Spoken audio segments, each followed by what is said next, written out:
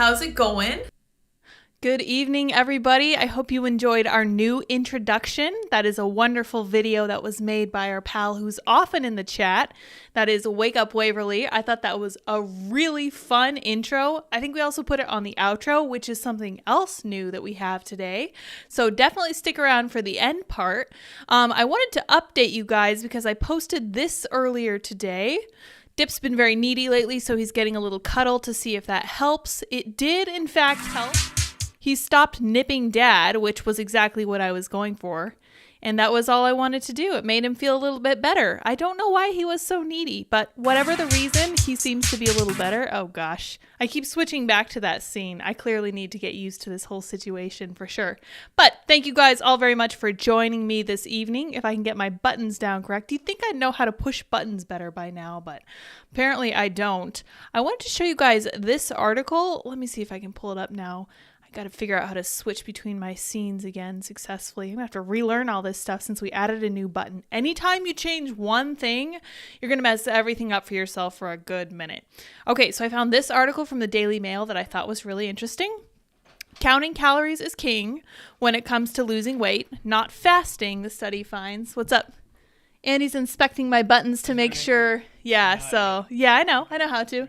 Yeah, it's just an extra button. So I'm just like shifting back and forth. So OBS is great. It lets you navigate with like the arrow key. But unfortunately, that means if you think you're over here on the other screen where you're like scrolling up and down in articles, if you are on OBS, you have a problem.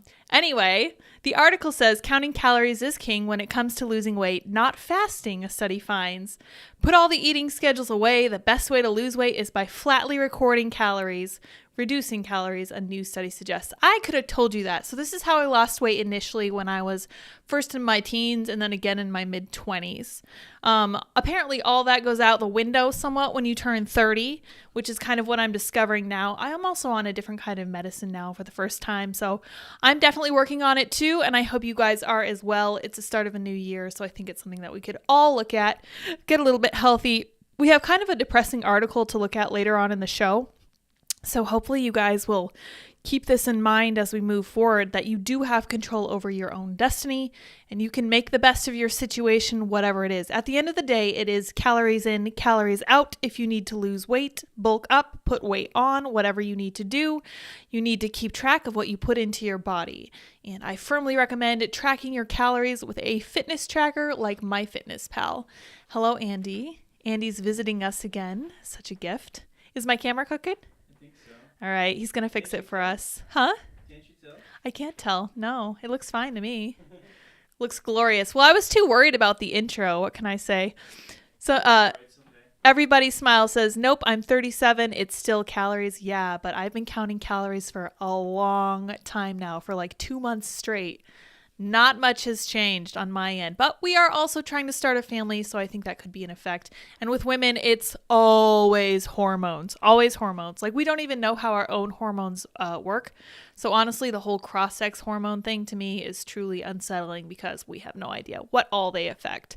But I just wanted to start it off with that. Thought it was really interesting, and since we're all trying to get healthy, go away, CNN. I don't want your pop-up. I also wanted to show you guys this. Great. That's great. Thank you, dear. Appreciate it. Anti-vaxxers have a dangerous theory called natural immunity. Now it's going mainstream. And a scare quote, your body is an amazing being. It knows how to take care of itself. This is from Mother Jones from about 3 years ago. So this was during the height of the pandemic. Let's see what their conclusion is. I just saw the headline and I was so tickled. I was tickled pink. Omer cautions that if these ideas take hold, they could persist even after the coronavirus pandemic dies down, noting those of us in this field will be cleaning up these messes for years to come. That's right, the dangerous idea that you might have natural immunity if you are exposed to a virus and develop your own antibodies to it instead of getting vaccinated.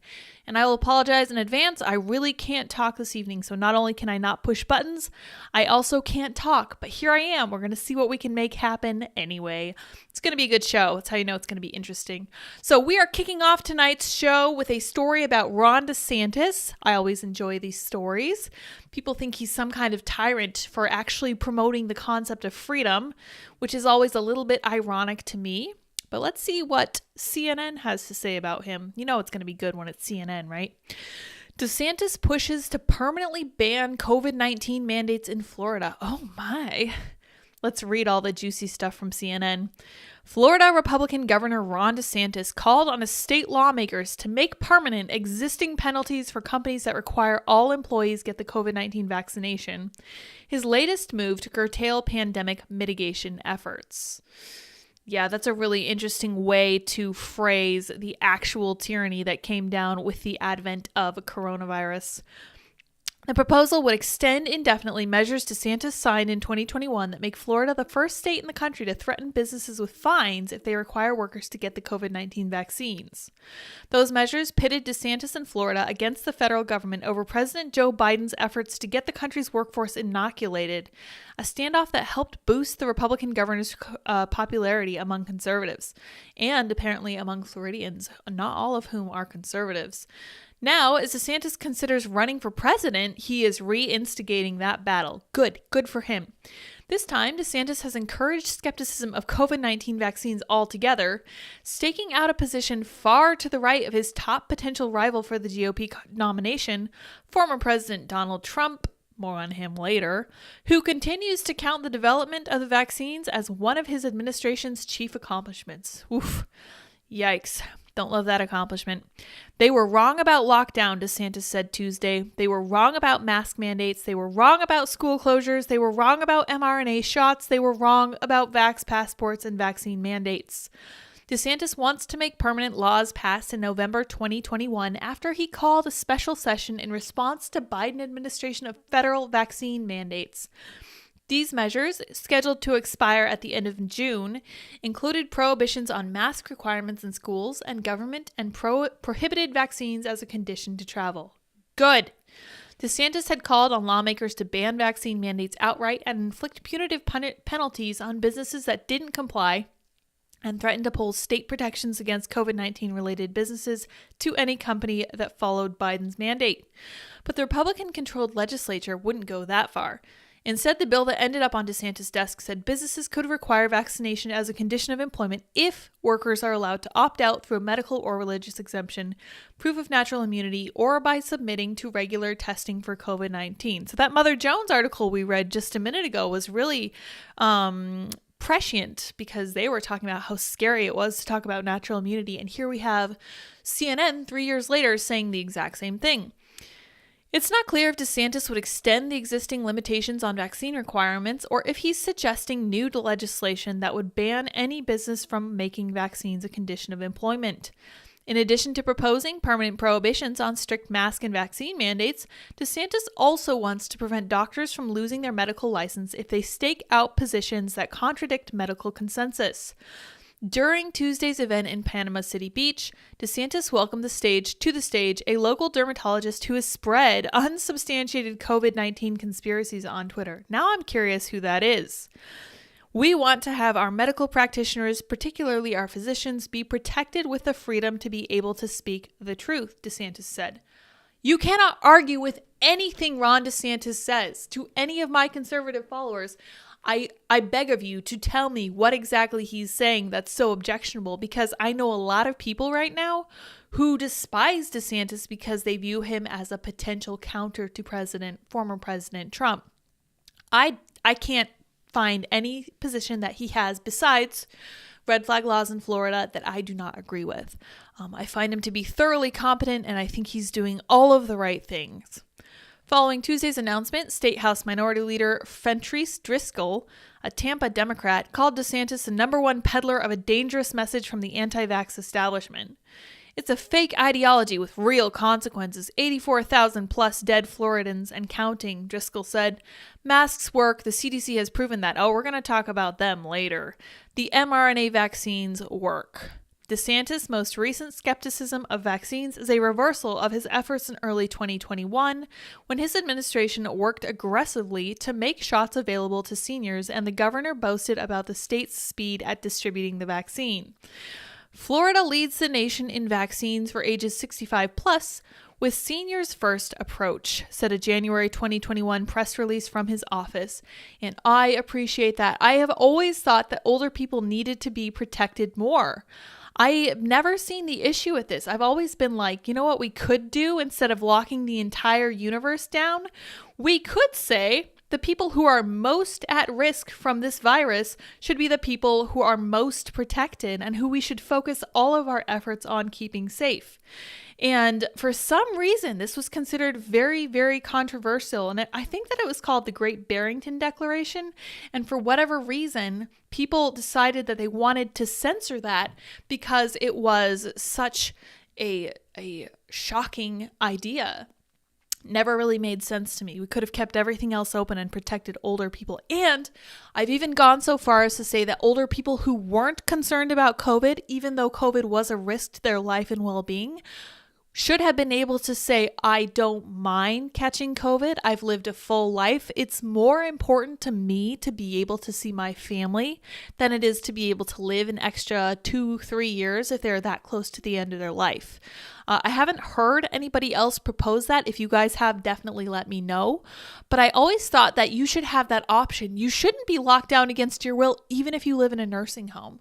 And I know a lot of the people in nursing homes aren't mentally fit to make their own choices, but they should have been given that option. That seems like the human decent thing to do, the humanely decent thing to do. I'm not sure how I need to phrase that, but I think that should have been an option too. So the Great Barrington Declaration wasn't quite perfect.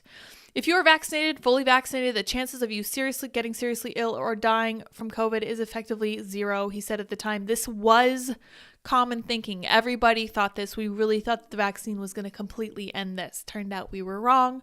As things change, we change our positions. That's because we're not robots. We evolve our views as new information comes out.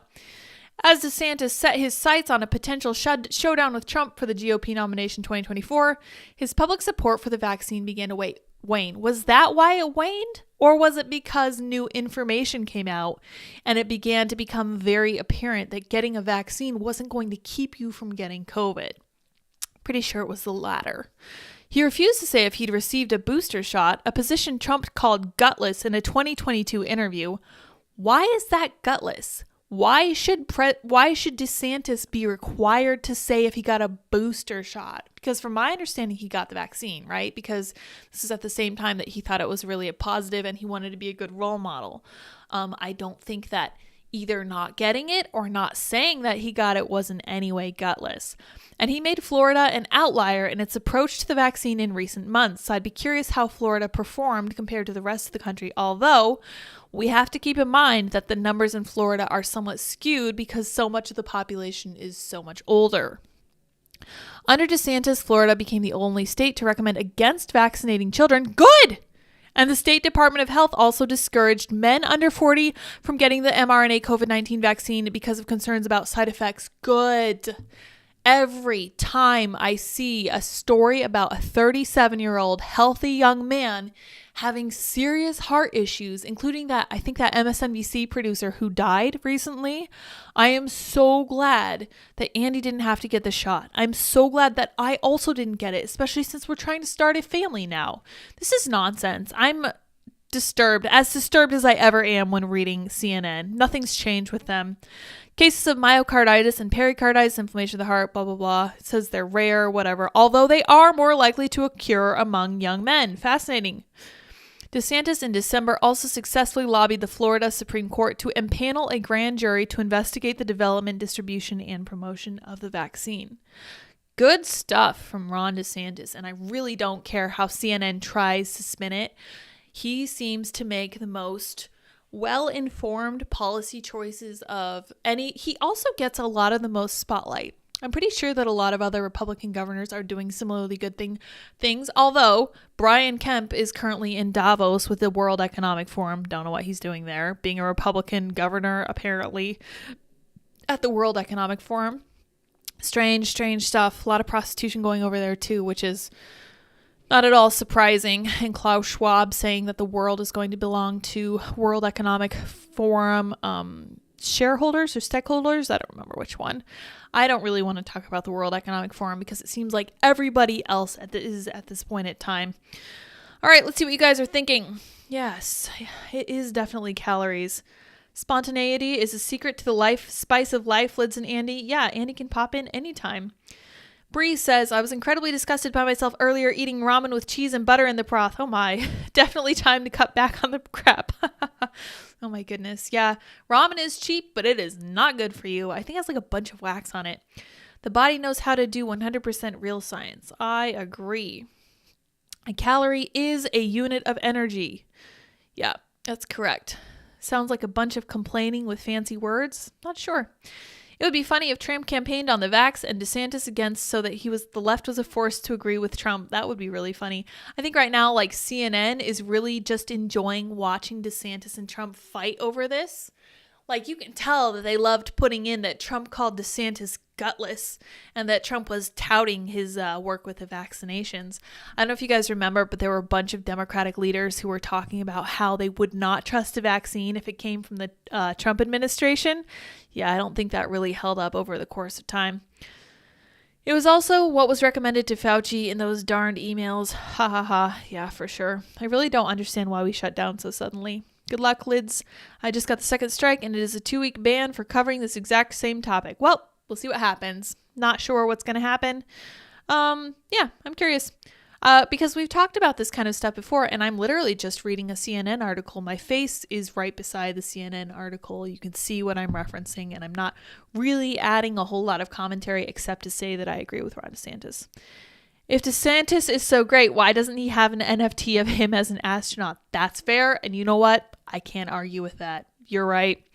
Andy says it makes perfect sense if you understand that COVID is simply an excuse to ram through policy changes, and when doctors propose an alternative solution, that throws a wrench in their plans. Yeah, 100%. Bree says the public needs NFT DeSantis. I agree. Patch that like button. Reminder. Yes, 100%. I forgot to pin. We were doing so much right before the show that I forgot to pin the patch to like button reminder at the top of the chat. Sir Ranko Production says, I never thought that was going to help. And if anything, I knew that it would probably cause more deaths via people taking the Canadian way out or addiction, etc., which seems like has come true. We are going to be talking about that later in today's show. It's very sad. Sorry to break it to you, but it's going to be a little bit of a black pill. And hopefully it will encourage us to reach out to our friends and neighbors and make sure that they're doing okay. Haha, I laughed so hard at the article about all the hookers at Davos. Yeah, but I meant like red states specifically shutting down. Oh yeah, I'm not sure why they did. Somebody says Trump DeSantis 24. Well, how much have you seen Kamala Harris doing in her role as vice president? Because I have not seen very much from her and none of it's been good. I don't think the vice presidency is a good place for a politician as skilled as Ron DeSantis, but we will also see what the future holds. I am going to withhold my judgment from here on out. Let's talk a little bit about the nanny state, and we'll see what you guys think about this one. North Dakota weighs a ban of sexually explicit library books. The bill, which would prohibit books depicting sexual or gender identity, proposes up to 30 days imprisonment for librarians who refuse to remove the banned titles. Without further details, do you guys think this is a good idea? Let me know. Right offhand, I'm going to say that I don't, but we'll see what some of the details are. And here is somebody reading Genderqueer. Fascinating. Books containing sexually explicit content, including depictions of sexual or gender identity, would be banned from North Dakota public libraries under legislation that state lawmakers began considering Tuesday. So why are we banning a book from libraries again? This is not school libraries. This isn't schools. This is just libraries. I don't really like that. The GOP-dominated State House Judiciary Committee heard arguments but did not take a vote on the measure, which applies to visual depictions of sexually explicit content and proposes up to 30 days imprisonment for librarians who refuse to remove the offending books. The proposal comes amid a national wave of Republican-backed laws to ban books that feature LGBTQ subject matter, though usually those bills have been limited to school libraries, not public ones. That's a good point. It's true and correct so far. Supporters of the bill said it would preserve children's innocence and reduce their exposure to pornography. But critics said the measure is steeped in discrimination, blah, blah, blah, blah, blah, would allow government censorship of material that is not actually obscene. House Majority Leader Mike LaFleur of Dickinson introduced the bill and said public libraries currently contain books that have disturbing and disgusting content, including one that describes virginity as a silly label and assert that gender is fluid. Yeah, see, this is a little too much for me. Like, I like the idea of social enforcement against this kind of thing, but it should be social. Should not be coming from the state, either the federal level or the state level. I think this is just a bridge too far. And going after the library is kind of intriguing to me. Like, why don't you just make a new rule that says you can have these kinds of books in the library, but needs to be in an age-verified room or something? It needs to be kind of out of the way and out of like kids sections and away from places that kids regularly access. I think that would be the right approach. Critics say the measure is steeped in discrimination, whatever. Let's see what their conclusion is. Obscenity is a narrow, well-defined category of unprotected speech that excludes any work with serious literary, artistic, political, or scientific value, Schuler said. Few, if any, books have been deemed obscene, and the standard for restraining a library's ability to distribute a book are even more stringent. Definition of pornography is also subjective. That's right. I forget who it was who said it, but I don't know how to define pornography, but you know it when you see it. That's not a good rule of thumb. I mean, it's technically true, but you could say it's something that's like openly explicit and something that would be bad for kids to watch at too young an age. Let's see what their final sentence is, and you guys can draw your own conclusions. The U.S. Department of Education investigated the removal of LGBTQ-themed books from the Library of Texas School District in December. The investigation followed a complaint by the ACLU, because of course it did, and appeared to be the first based on a nationwide movement to ban school library books dealing with sexuality and gender. You mean openly explicit books that are pointed at indoctrinating children. Let's see here. Gavin Newsom has actually banned some really interesting books. I believe he banned To Kill a Mockingbird.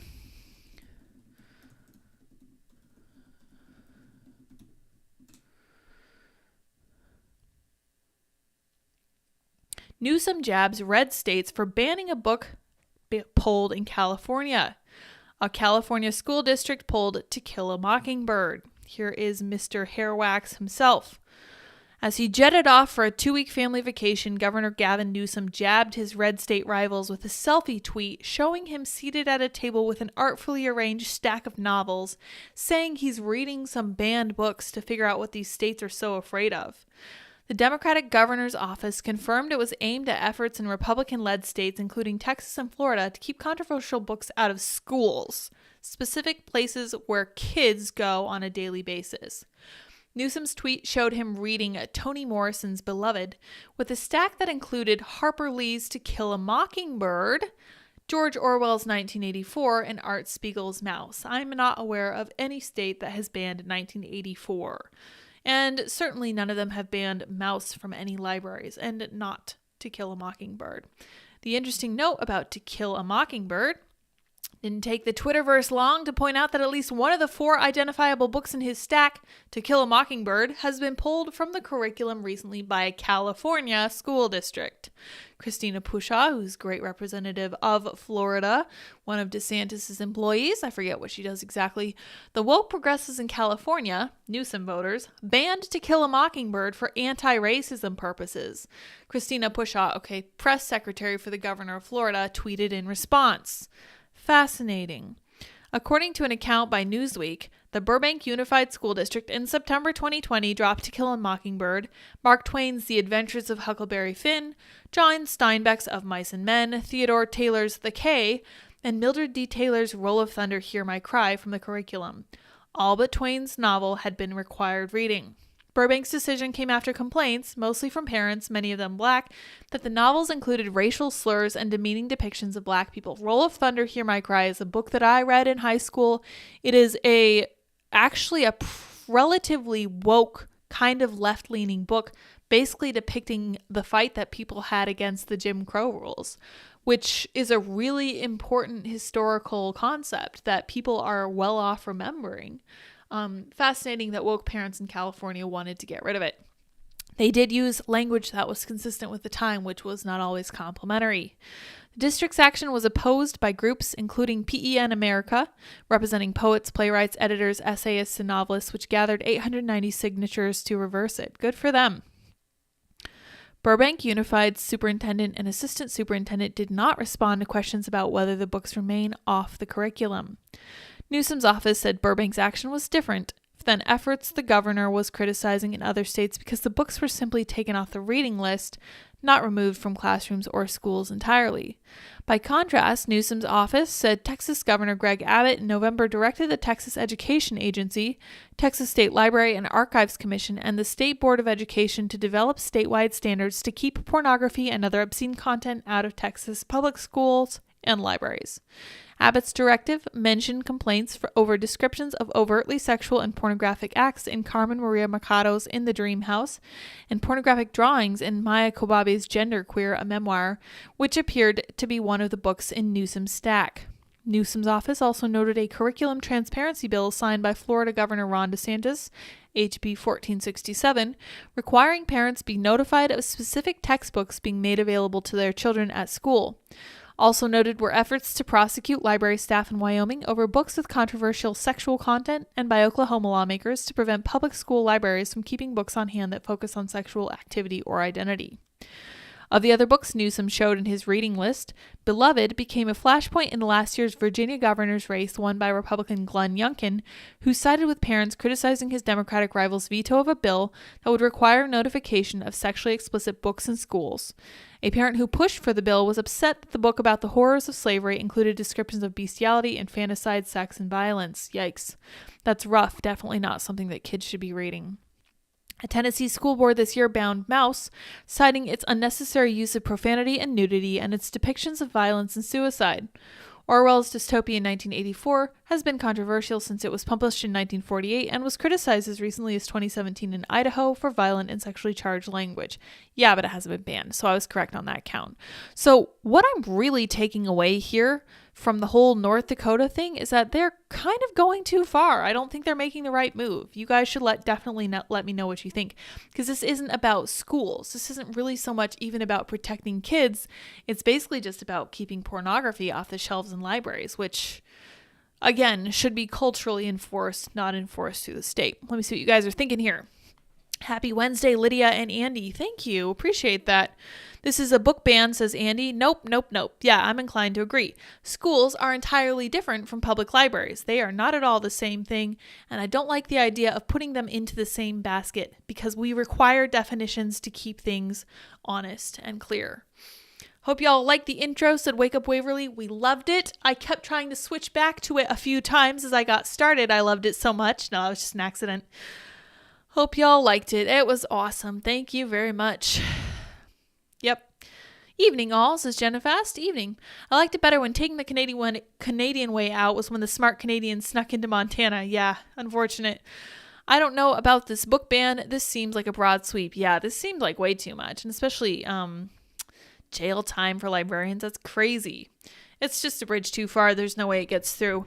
Andy says this isn't a progressive book ban where they take how to have gay sex out of kindergartens. This is a legitimate state book ban. Yeah, I don't like it. I don't think banning books is a solution, but the libraries themselves should appropriately place their books, i.e. not having these books in the children's section. Of course, that's exactly what I said. Put them into a kind of more secure room, a place where kids aren't going to be often. Keep pictures out of the way. Don't display these. Sometimes the library books have the books facing forward. If a book has an explicit picture, obviously it needs to be spine out. There needs to be no pornographic stuff in the library. That's always been the case. Those books should be listed in the fiction section right next to UFOs and aliens. Yeah, the whole gender fluidity thing, I agree.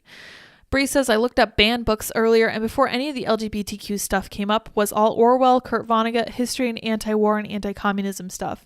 I'm more concerned that's all banned. Yeah, it's interesting that anti-war stuff is banned. I remember reading Johnny Got His Gun, and I don't know if that book was ever banned. In fact, I kind of want to look that up now. Johnny by Dalton Trumbo. Let me see here. Yes, was Johnny Got His Gun banned? And that was a very strong anti-war thing. It was banned.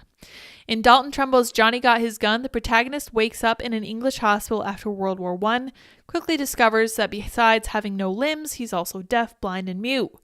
While he sits in the hospital, he thinks about his life and how he got to this point. It was a sobering book for a young lady who was going through adolescence at the time. And it was really interesting to me because no one required I read it.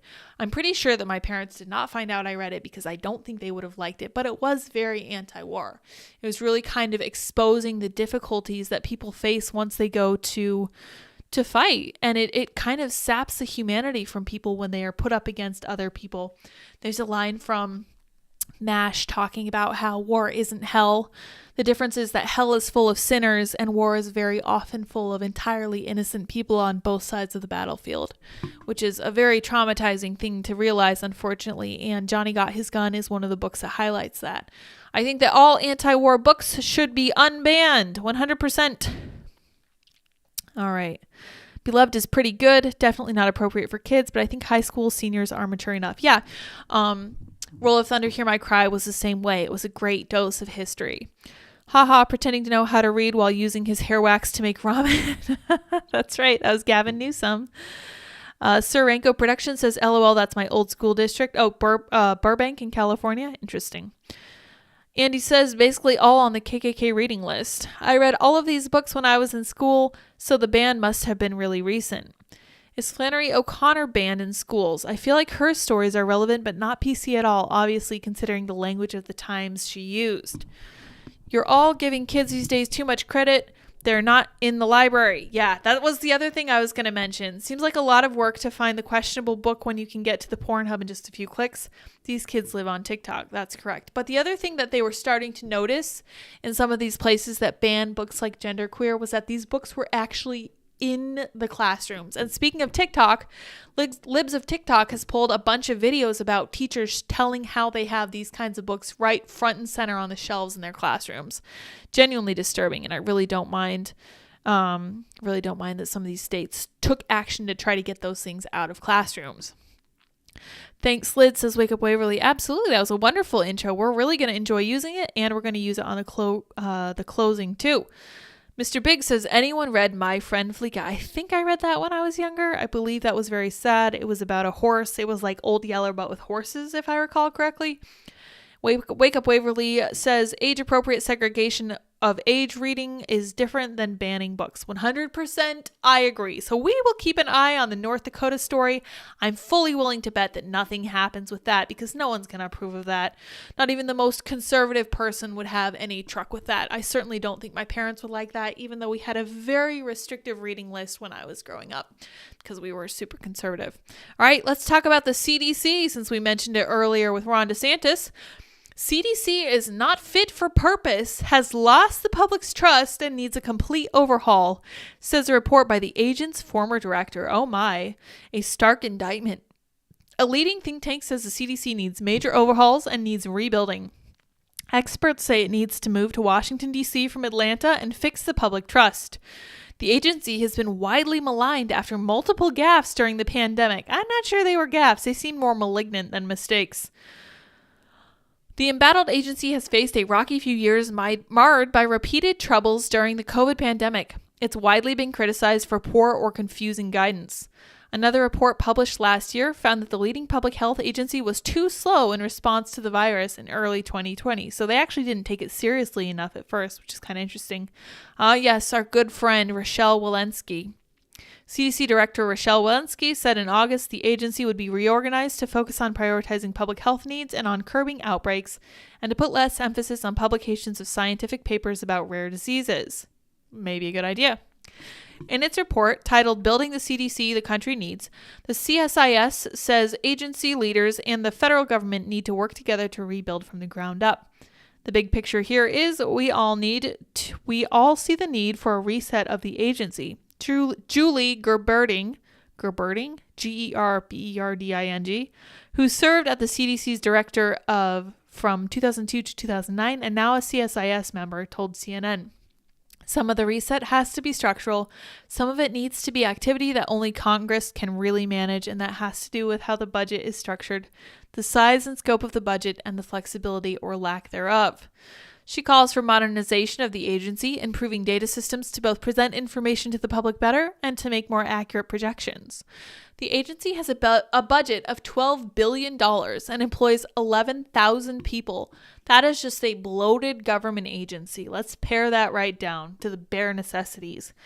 While a large portion is based in Atlanta, the CDC has a presence across America. I do really want to emphasize that while there is substantial opportunity here for evolution, modernization, and performance improvement at the CDC, she added. Another hindrance the agency faces, according to CSIS, is that it is based in Atlanta, more than 500 miles from the nation's capital. I don't know, I view that as a good thing. While communication is simplified in the digital age, experts fear the proximity of the CDC from the federal government hub adds unnecessary barriers. The Washington, D.C.-based think tank says the agency needs to have better flexibility in using its funding, which will allow it to respond faster to emerging threats. I have an idea. Why don't we get rid of the CDC and leave all of this work to the individual states? What do you guys think? That's my plan right now. Here we see DeSantis proposing his ban on mask and vaccine mandates. Oh, wow. That, with the Florida flag behind him, that just looks like an ad for Ron DeSantis, honestly. It also wants the CDC to do more to retain quality staff. This could mean offering more incentives to entice higher quality staff to work for the agency and then working to retain them. This is especially important at the highest levels of the CDC. Possibly the hardest fix would be to rebuild the CDC's public image. Yeah, that's never going to happen. An NBC poll last year found that only 44% of Americans and just 1 in 5 Republicans trust the agency on COVID.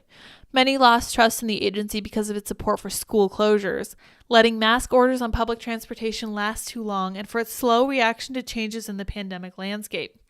This is the second major call for an overhaul of America's leading public health agency. In August, Dr. Rochelle Walensky, director of the agency, internally told the staff the agency must focus more on public health issues and less on the publishing of research. She had taken her post in early 2021, midway through the pandemic. Now let's see.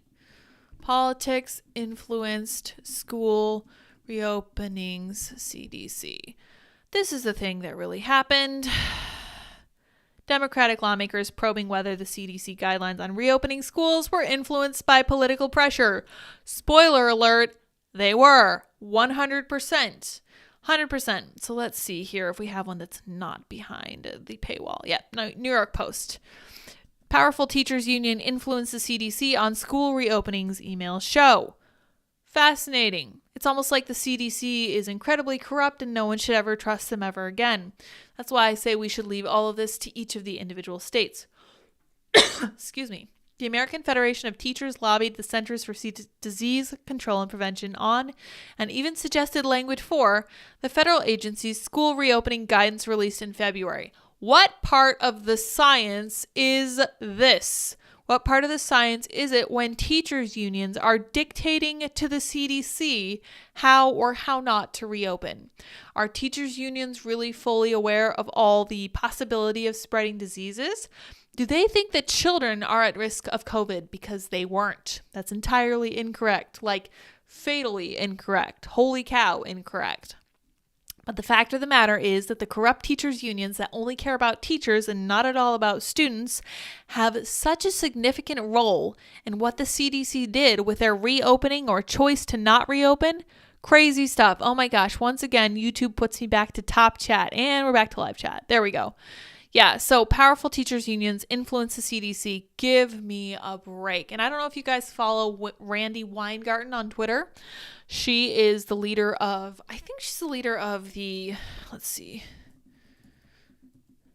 Randy.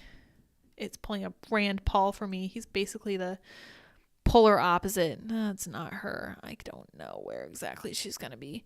I do know that Corey DeAngelis is going to be going after her 24/7 because anytime she leaves comments open on her tweets, which is very infrequent. Oh, wow, there's comments open on that one. She gets ratioed, typically by Corey DeAngelis, just sharing screenshots of articles just like that, saying that teachers' unions influence the CDC. It was so clearly political, so disgusting, so corrupt. And here we see teachers who are on strike, and once again, her comments are off.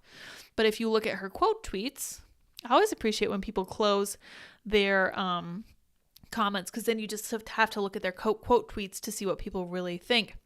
Here, Spencer says, ironic considering teachers' unions closed schools that severely impacted students' mental health, because Randy is saying if we care about students' academic success, spoiler, she does not. If we care about their future, she certainly does not. It is vitally important on this campus to have the mental health support and the other diagnostic testing and other support they need to thrive. Randy Weingarten is probably the person I would trust absolutely least with any student's well-being. And I think that the teachers' unions are just such a solid voice in favor of homeschooling or charter schooling, which is somewhere that parents can be much more in control of what happens to their kids. The reason that Corey DeAngelis goes after her so hard is because he's fully in favor of school choice, which is an option that I find myself fully in favor of myself. I went to a charter school for my junior year of high school and part of my senior year, and I really had a good experience there. I felt like I learned a lot. I felt like I got a lot of social exercise that I missed out on a little bit while I was a homeschooler.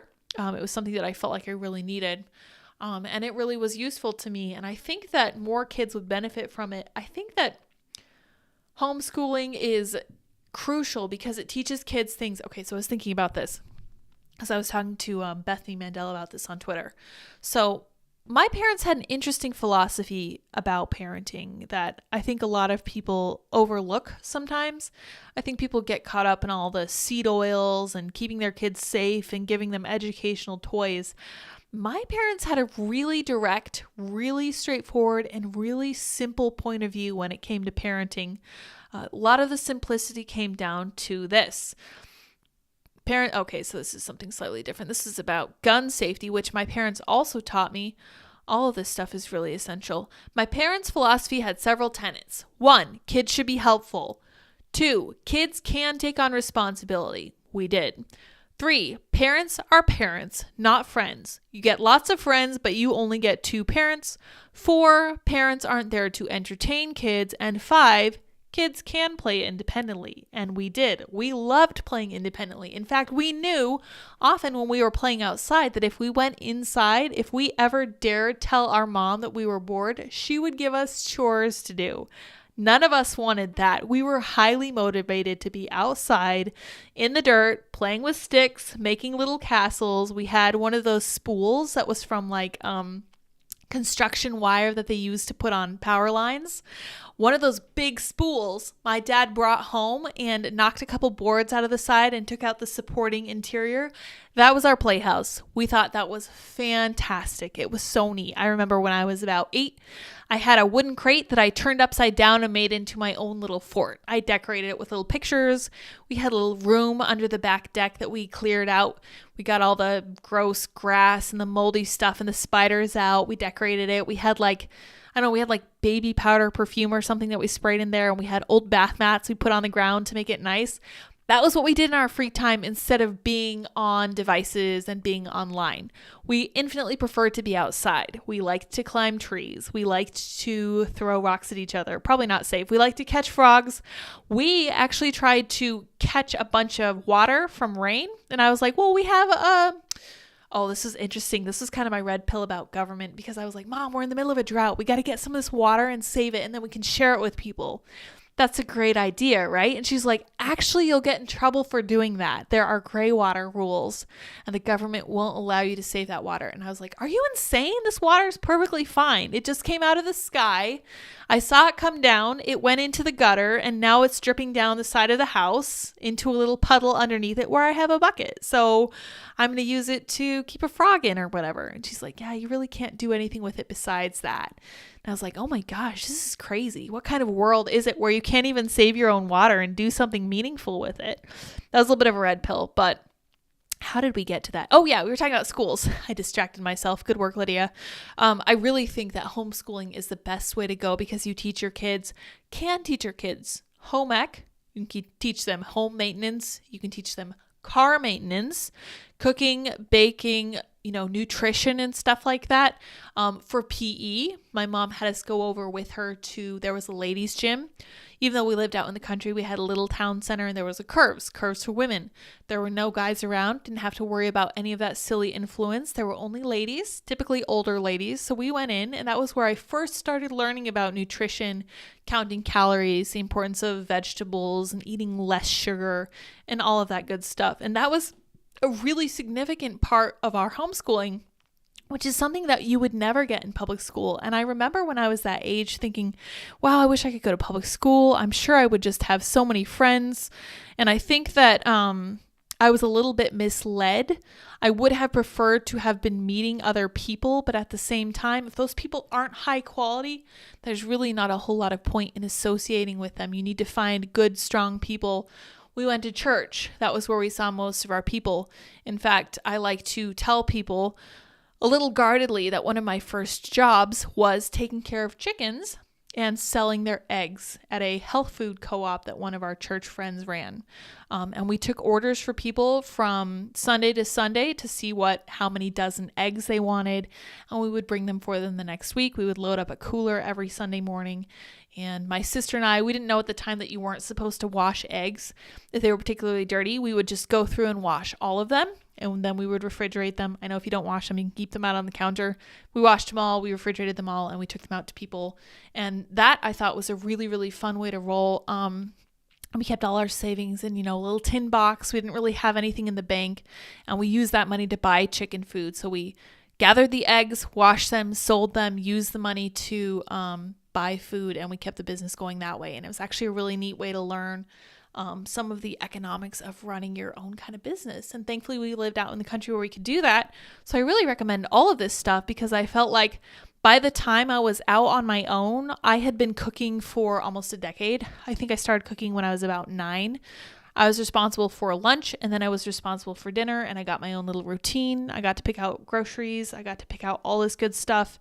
That was a lot of fun. Like my whole young childhood, my whole early life was a lot of fun because there were so many opportunities for learning.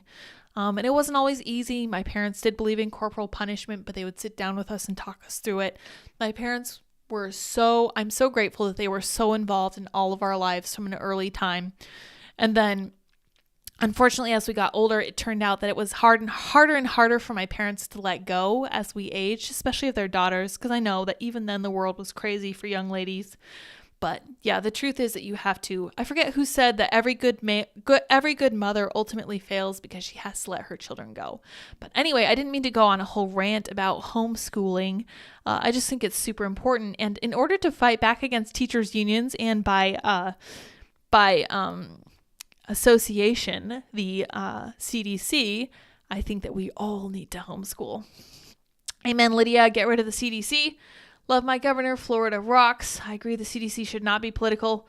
Oh, we said don't wear masks because we didn't want people to panic. Well, when you flip-flop on policy, that's how you lose public trust. Correct. Did you know a Chinese spy was caught in Canada 2018 trying to steal stuff from a Canadian bioland? But yeah. I remember they had it in a suitcase that was full of vials. And that was really fascinating. Teachers get summer vacations every year and they still want more money. That's correct. My late wife was a science teacher. She took early retirement because of Common Core. Yeah, really, I don't blame her. Andy says that camera is crooked. There seems to be nothing we can do about the crookedness of this stupid camera. I think it moves after Andy resets it. I think he's fine. I think it looks fine. Bree says, ha ha ha, Lydia, I used to catch frogs, take off my rubber boots, and fill them with water and frogs as a kid. That's a good strategy. I remember putting frogs into a casserole dish full of rainwater. That was really fun. We used to catch salamanders too. And we learned a lot that way. We dissected a frog for science. We would go out and catch them. I remember one day I walked into our barn, and you could see there was a hole in the barn. There was a hole in the wall of the barn. And stored in there, we had a mattress, a box spring. And you could see on the side of the box spring an inverted view of everything that was outside of the barn because the light coming through the hole created a perfect pinhole camera. And I remember being floored by that. I went inside and I looked up everything that I could find about pinhole cameras because I was like, my mind was blown. I didn't even know that was a phenomenon until I saw that. That was so much fun. Teachers shouldn't have tenure. It should be easy to fire a bad teacher. 100%. Rico Cantrell, thank you, sir, for your super chat. We appreciate it more than you know. Dude, before I forget, loving the hair today. Props. Also, the less biased content is refreshing. I'm glad you appreciate that. Right now, the last 5 minutes, 10 minutes has just been me recounting my childhood, which is always a lot of fun. I have a spotty memory, so when I start remembering things, it's good to roll with it so that I can come up with a bunch of different anecdotes at the same time. Rainwater is potentially unsafe to use for drinking in cities because of all the tiny brake dust and other small things in the air that get taken with the rain. Yeah, but we were out in the country. In boarding school, we used to catch and collect different sizes of scorpions and pin them to cardboard according to size and trade it to get the longest pin row. Wow, that's kind of dark. That's interesting. I'm glad that you were catching scorpions safely. Those things can be really deadly. Zach says if there's brake dust in the air, it's probably worse getting it in your lungs than in your stomach. Growing up, I think it's important to meet people from all walks of life, different religions, poor, rich, good, bad, and everything in between. Yeah, so that was what reading did for us. My parents were a little strict with our reading list, but we were allowed to go to the library pretty frequently, and we loved it. We loved reading. That was really important to us. That was one of our favorite pastimes.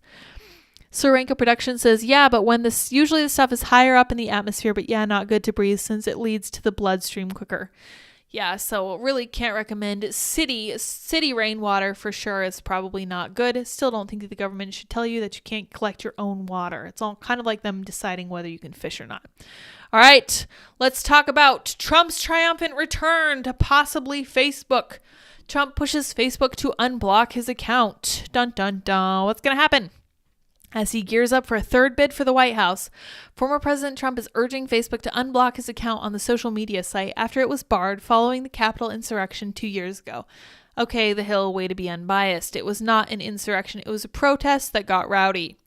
The Trump campaign formally petitioned Meta, Facebook's parent company, to unlock the former president's account on Tuesday, according to a report from NBC News. We believe that the ban of President Trump's account on Facebook has dramatically distorted and inhibited the public discourse, the Trump campaign letter said to the company said. Yeah, entirely correct. Trump's overture to Facebook comes after his Twitter account was restored by the company's new head, Elon Musk. The move to regain access to his Facebook account could signal a return to more mainstream social media platforms for Trump. He's spent most of his time post-Twitter ban on Truth Social, a social media company he founded in 2021. Trump was banned from both Twitter and Facebook a day after the January 6th riot at the Capitol, where protesters attempted to interfere with the certification of the 2020 election. Yeah, well, breaking body cam footage shows that they were very confused about what they were doing there. And as President Biden was quick to remind us for the third time, he's more than happy to nuke people who are unwilling to go along with his plans, saying that you won't take over the government with an AR-15, you would need an F-15, which he then proceeded to threaten to use against American citizens in the wildest turn of events I've ever considered. Let's look at who Trump's brought on for his re-election committee, because I happen to know who it was, and I want you guys all to know about this and to tell me what you think. I don't know how to spell Lindsay, so we're just going to guess. I also really don't care how to spell Lindsey Graham. Lindsey Graham to join Trump for South Carolina campaign team launch. So Lindsey Graham, ultimate swamp monster of swamp monsters, is in with Trump. And I just have to say, if you guys thought that his decision making while he was in office was bad, i.e. hiring John Bolton, it's apparently not improved. And also he apparently still wants the approval of the press, which is ultimately what led to his downfall last time. I think that Trump was certainly the man for 2016. He definitely was the voice we needed. He was the bull in the china shop. But I've been kind of perplexed with how he started his most recent campaign, because he launched it and then what? Nothing. He released an NFT, which was funny. A lot of people raised their eyebrows at it and thought it was really silly. I thought it was hilarious. I thought it was great, but that was all he's done. He hasn't even really wanted to come back on Twitter. And yes, journalists are having to go over to Truth Social to get his statements, but he's been making crazy statements. He made a statement about how being super pro-life is what led to the washout of what was supposed to be a red wave in November. And I don't think that was correct at all, although it might make more sense to be more moderate about abortion if we're really going to try to win political points going forward. But you can't blame people who are truly pro-life for holding politically pro-life stances that is consistent with their beliefs. I just don't know what's going to happen with Donald Trump. I'm not sure he's got what it takes anymore. You guys, Last time, everybody was super upset with me saying I had a severe case of TDS or whatever for not being fully in the bag for Trump, and I remain blocked by Cat Turd for not being sufficiently pro-Trump in the past. Still not sure exactly what I did to deserve that. I never said anything about Cat Turd or really interacted with them at all. I'm assuming it's a them. I'm assuming it's a cat at a keyboard with glasses, such as the cute little avatar suggests, fully in favor of Trump. I really don't like, and I think it is concerning that he's putting Lindsey Graham on his re-election campaign team. I don't think that's good. That doesn't speak of someone who is willing to actually drain the swamp. It just looks like he wants the approval of the people who are already there. We don't want more of that. We are very tired of that. We really thought that Trump could put an end to some of that, but it seems he's not interested in doing that. So time will tell. We'll see what happens. Maybe he'll start making wiser decisions. If you guys think that he's playing 4D chess by putting Lindsey Graham on his committee, by all means, let me know. I'm very curious what you think. It's possible that Lindsey Graham is a secret weapon that I just haven't fully considered. From what I can tell, he's just a swamp monster, just like the rest of them. All right, I have 2 more articles I want to cover, and we've got about 8 minutes, so let's see what we can do. This first one is very depressing. The second one is very uplifting. That's why we're doing the depressing one now. We'll do the uplifting one last. The fatal fall of religion. Rise in middle-aged white deaths of despair, such as suicide and alcohol abuse, may be fueled by declining faith, a report argues. Very concerning, very troubling to me, and I'm inclined to agree. I think this is fully the fault of faith declining. Deaths of despair rates have been rising in the United States since the 1990s, but researchers believe this may be down to a drop in religious adherence. Other explanations include higher gun ownerships and job losses. Higher gun ownership rates and job losses. The collapse of religion in the U.S. may be driving a wave of suicides, drug overdoses, and alcohol abuse deaths among the white working class, a new report claims. Research led by Wellesley College in Massachusetts found a marked rise in deaths of despair or fatalities from conditions such as alcoholism and opioid abuse, which are rooted in poor mental health. Using official death statistics and surveyed church attendance estimates, they found these deaths began to spike in the 1970s, just as church attendance began to fall. Ooh, that's really sad. Fewer Americans are attending church now than before the pandemic, with weekly attendance falling 10% in recent years. Holy cow, it's a sharp decline. So we have actual mortality, which is this red line here. Then we have attending religious services weekly, middle-aged whites without college degrees. Wow, okay, so we have, so the number of people attending dropped and mortality spiked. But here we can also see a rise in the people attending religious services, but it did fall to a very low rate. I would like to take this opportunity to tell you guys that Andy and I are going to be trying a new church this weekend. Really looking forward to it. I wasn't disturbed. It was basically what I expected given where we live. But our church, or the church that Andy spent some time as a youth in, last Sunday came out and was talking about how necessary it was for us to show compassion by exercising anti-racism. And they played a clip involving a lady who was a professor at a very liberal college. And I looked her up, and she's actually a professor of diversity, equity, and inclusion and all that good stuff. They were talking about empathizing with other people because it was Martin Luther King Jr. Day. And I understood, and I continue to understand the intrinsic value of empathizing with other people, even people with whom we disagree politically. But I was very troubled by the fact that the church was not aware enough of the impetus behind anti-racism to understand exactly what that entails and how it entails the undercutting of the nuclear family and honestly Judeo-Christian principles and the structure of the family as a whole. And I just had such a hard time with that. So we're going to try to go to a church that is in the denomination that I was raised in, and we're going to see how that goes. And I know that the location we're in might make it challenging, but we were just talking about how at this point we're ready for anything that's not super progressive. So I'm really holding out hope because I remember the institution that I was raised in being super resistant to all of this progressive stuff. Like, I believe they still don't have female pastors, which is actually something that is stated in the Bible. Women aren't supposed to lead worship, which is an interesting idea. I need to look more into that and see if I agree with that still. But it is in fact in the Bible, and it's something that they still adhere to. So props to them for that. I appreciate that adherence to biblical instruction. Researchers who published findings as a working paper with the National Bureau of Economics Research gathered data of deaths from the Center of Disease Control and on religiosity from the General Social Survey. The GSS is a biennial survey that gauges Americans on their religion and general social attitude. The research team looked at the more than 1 million deaths from alcohol abuse, drug overdose, and suicides from the 70s to the early 2000s across the U.S. They also looked at the proportion of Americans that attended church weekly over the same period. Research focused on middle-aged white adults who did not go to college because deaths of despair rose in this group earlier than in other demographics. The rise in mortality was preceded by a decline in religiosity among middle-aged, less educated white demographic. The researchers wrote, this change in religious practice was large, concerns a phenomenon well known to be related to health and well-being, yes. So whether you believe in any form of faith or not, the fact remains that when you have religion to adhere to, you are given an additional reason to live. And it sounds stark when you put it that way, but the fact of the matter is that humans need a value higher than themselves to strive to attain. And a lot of the time, what I saw when I was growing up with religion was that it caused a great deal of guilt for my mother.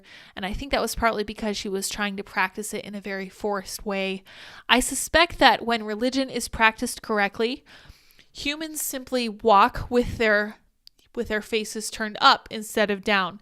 And I think that's what prevents a lot of the alcoholism we see in people who don't go to church, because they have this higher purpose. They have a higher calling. And not only that, they have a community within their church and they have opportunities to volunteer and serve. I'm starting to think that servant leadership is the key to a successful and meaningful life, because that's what you see with fatherhood.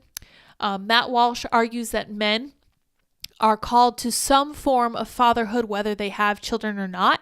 And he says, even if you don't have kids, you will have opportunities to be servant leaders.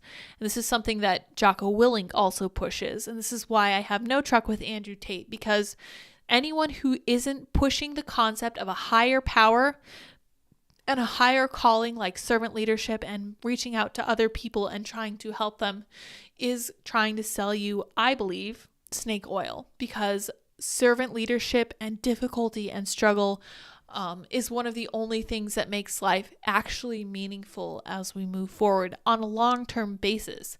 Having a higher purpose is not something that ever goes away.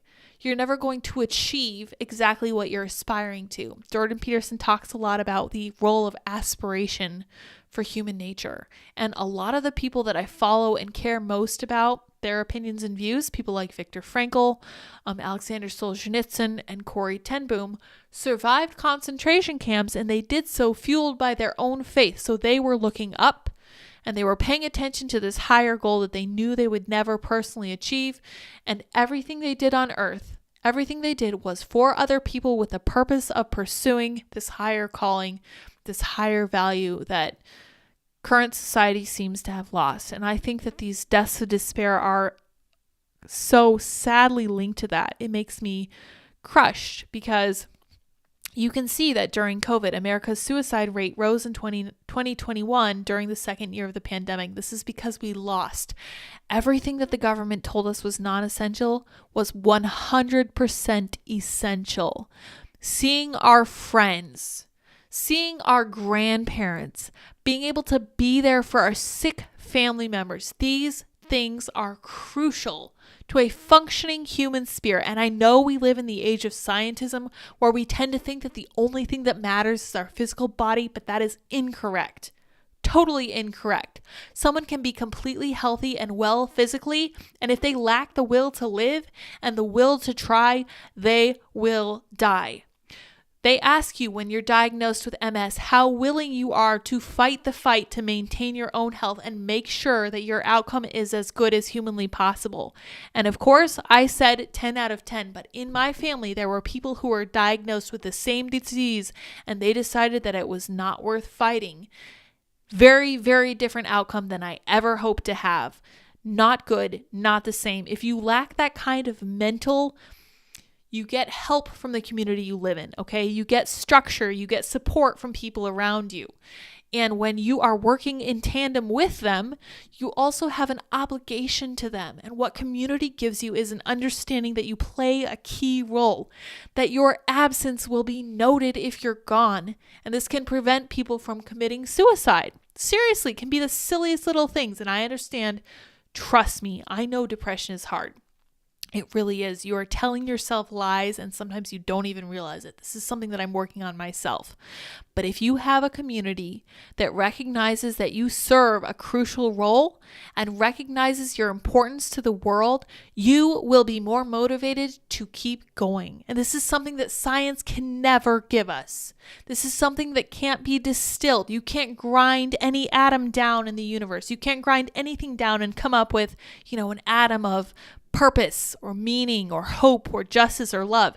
These are things that transcend science. And I get so frustrated with people who say they're atheists because science has disproven God. Religion and science are not trying to prove the same thing.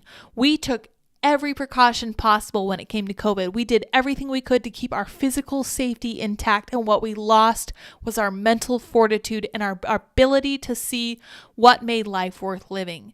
And that has resulted in death, like literal death, probably to the tune over the course of the next 5 or 10 years of the same number of people who die of, despair. These deaths by despair are probably going to be on par with what we lost to COVID. And we need to seriously interrogate ourselves and determine what is the most important part of humanity, because it is not merely physical safety. And holy cow, that turned into a bit of a diatribe. I really wanted to end on this high note, so I'm going to pop us right over to this last article.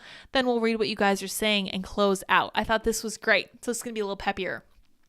Exclusive. The trad wife who insists a woman's place is in the home.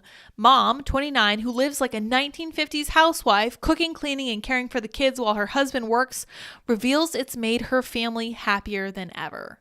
Alexia De La Rosa, 29, from San Diego, is part of a growing movement of so-called trad wives, short for traditional wives. This is why this is called Trad Queen Story Hour.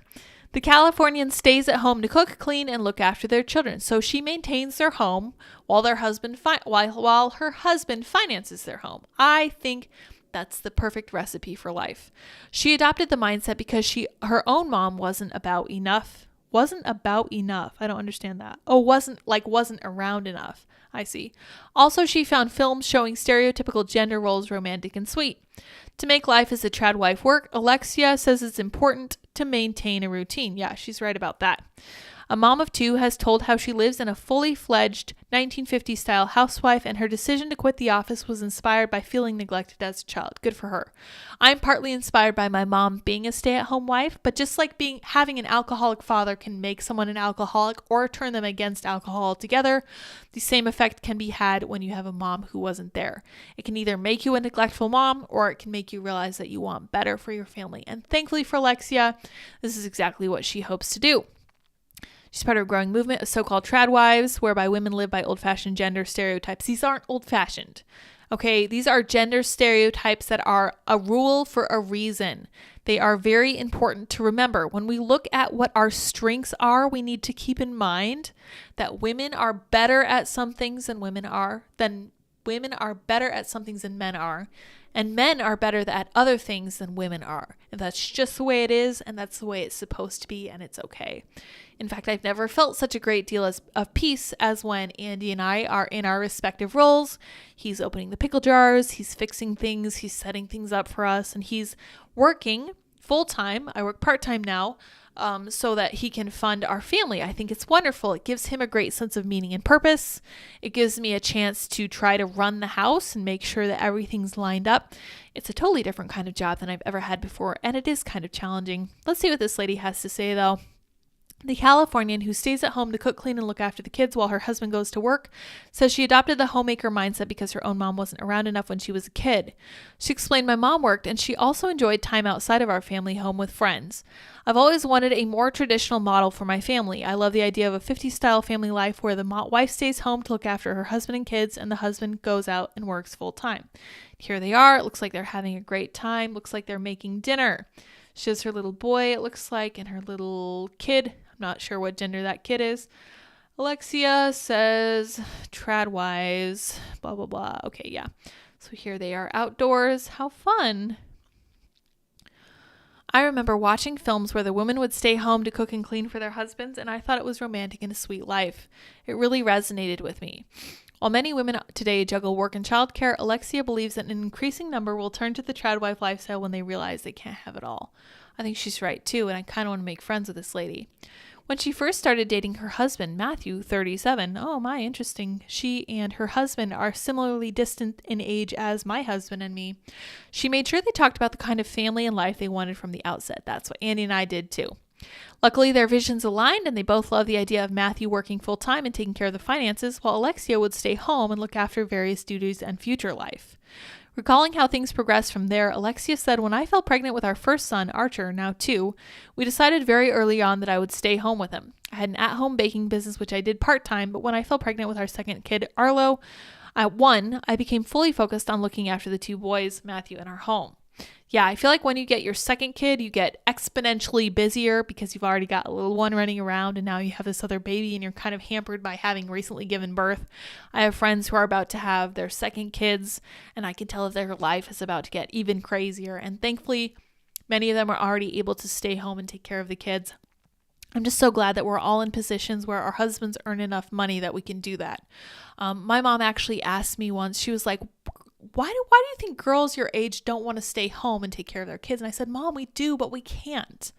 And I still think that's true. I think that a lot of women would much rather stay home and take care of their kids than have to work. But the problem is that life is very expensive, and there's this mindset of keeping up with the Joneses. That means that we feel like we have to keep running this rat race to make sure that we can keep up appearances. Oh, cool. I'm going to have to follow her on Instagram, Lex De La Rosa. How to make your own butter. That's amazing. I have friends that make their own butter. That's awesome. She said, Matthew doesn't have any duties assigned to him. I take care of all the chores and ensure dinner's on the table for when he finishes work. Seems fair. This is when we have a meal together as a family. I'm quite particular in the way things are, so I like it to be this way too. Matthew loves to be at work, and I love to be at home taking care of things. We both thrive in our roles, and in this arrangement works perfectly for us. To make life as a trad wife work, she says it's important to maintain a watertight routine. I'm inclined to agree with her, and this is something that I'm going to be working on in our future and teaching Andy to do too. Especially for kids. Kids need routines. Detailing what an average day looks like, she says, our family's very routine-oriented. I wake up between 5:30 and 6 a.m. to get myself ready before the kids wake up. Once they're awake, around 6:30, I do breakfast for the 3 of us, and I love to make things from scratch. Then I clean up and spend time playing with the boys in the house. We'll sometimes take a trip to the coffee shop to see their dad or go to the park depending on their nap times. Then I do lunch. They have an afternoon nap, and during this time I do laundry and figure out what we'll have for dinner.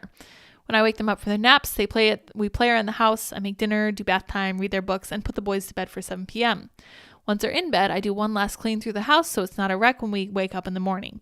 Sounds like a perfectly good routine, and I'm sure that people are going to come after her. I really hope they don't. She's living the life that she wants, and this is what feminism says that they want for women, is to be able to do whatever they want. I don't believe them, though, because they attack women like this. What is a trad wife? Short for traditional wife, the term describes a female homemaker who abides by traditional gender roles. The term was born in 2018 after the movement spread on social media, including Instagram. And Jacinda Ardern just resigned as New Zealand's prime minister. Good. I hope that every single person who was a tyrant during COVID resigns. And I hope Jacinda Ardern is just the first one. Well, that's wonderful news. Glad I could share that with you guys as it happens. A trad wife refers to a homemaker who loves nothing more than to clean, fix meals, tidy the house for her family while her husband is the sole breadwinner of the household. It goes one step further than being a stay-at-home mother, with the woman being responsible for the more traditional aspects of housework and childcare. The term is controversial as it's been associated with far-right rhetoric since some white supremacist trad wives came out as Trump supporters in 2018. Okay, it's just dumb. For example, Archer has been at the party and playing with some kids, and by the time we're driving home, he was saying, "You're stupid," and we never say words like this at home. Interesting. She says it can happen so quickly, it's scary, so I want to be there to guide them and make sure they're getting brought up in a way we'd like them to. We can remain in control until they're older and can judge characters for themselves. I think that's good policy. Yeah, it's easy to get too controlling, though, if you're not careful, so you have to be really careful about not becoming a helicopter parent. All right, we've gone way over as far as time goes. I just wanted to throw that article in at the end because it was so much more uplifting than that first one. Andy says, please pray for Lid's MS medicine to finally be approved. Yeah, it's been forever since I've had to give myself a shot, which I can't lie is kind of nice, but I really don't want to get lesions on my spine because that will really affect your mobility. That's very uncool. Don't want it. Cities like to dictate laws for the country, though. Yeah, entirely correct. I'm actually wondering how large the super chat needs to be to cut the cords on the lamps, Andy. Yeah, the super chat needs to be probably about, he says $30. I'm going to say something like $50. We tried to move them behind the shelves so they were less obnoxious, but right now they're not even plugged in at all. They're just kind of decoration, and I use them to kind of center myself in the shot. But we'll see what happens. Yeah, definitely pay us money, and we'll see if we can get rid of those cords, those pesky cords for you. Saranka Productions says about Trump, I think Trump meant it cost him the vote because of Gen Z showing up in overwhelming numbers because of the abortion issue. Yeah, possible. Mr. Big says it's really tough, Lids. Discernment must be taken into account. It may take a while. Don't rush it. Speaking from experience. No religion leads to nihilism, which ultimately leads to addiction, unaliving, etc. Yes. And he says, friend me on Venmo. Links there in the description or in the chat. Mr. Big says it took a while, and ultimately it was a congregation that convinced us of the right church. That was many years ago. Life has taken a different road for me, though. Regardless, my faith is 100%. Yes. 100%. Yes, I do have MS. Yes, little known fact that I talk about constantly is that I have MS. And thankfully, there are almost no symptoms that I deal with yet. Like I said, I would like to keep it that way. I really don't want lesions on my spine that affect walking and talking. Andy says, most MS medications aren't safe for pregnant women, except this one, which is extremely difficult to acquire. Yeah, apparently this was not the case when we were at Timcast down there in southern part of the U.S., but somebody asks if Andy squishes the spiders. He does. He says, so it's either suffer or get treatment, but not both and less money. Yeah, basically. So basically right now we really just need the doctor to approve it. I don't know what the holdup is there. They just need to say, hey, she actually needs this, so go ahead and push this prescription through. And in fact, the pharmacy just emailed me right before tonight's show saying that, we are just waiting for your doctor to approve this. And I was like, yeah, I know. It's great. But here we are. We'll see what happens. I'm trusting the best will happen. Somebody says, very good, can't stand her. I'm assuming you're referring to Jacinda Ardern. Yeah, that's how you know it's accurate. Saw the banner. Maybe she will get in trouble with YouTube. Yeah, we'll see. It's so sad that my everyday life as a stay-at-home mom is so rare the left considers it an old-fashioned trend. Yeah, you're unique, but I think that lots of women will join you here before too long. In the 1950s, before illegals, a high school education could get you a nice paying job where you can afford a car and a house. After illegals, to afford a house, you needed dinks, dual income, no kids. Yeah, well, the other thing that we did was we threw women into the workforce. And that basically did not help raise the standard of living. It just increased the price for everything. We also came off the gold standard in the 70s. So there were a bunch of different factors that came into play at that time. Bree says New England was scary during COVID. Entirely correct. I can't remember what the New Zealand Prime Minister said that one time. Was it about COVID? Yeah, she said, your trusted source is only the government. And in fact, if anybody says anything bad about the COVID lockdowns, you need to let us know. Yeah, she's just saying she's very tired. She doesn't have the energy for another term. She tells her husband, Clark, let's finally get married. Good for her. Hopefully she becomes a trad wife too and repents of all the damage she's done to the world with her COVID nonsense. But, well, we can hope. No guarantees there at all. Wedge cord behind legs. The legs of the shelf? Not sure. Andy says, I'll just shape them up out of the shot. Nobody has to know. Mr. Big says, you'll be fine, Lids. Keep the faith. I have a friend with MS. He's good. 3 to 4 years now, I think. It does need prior authorization.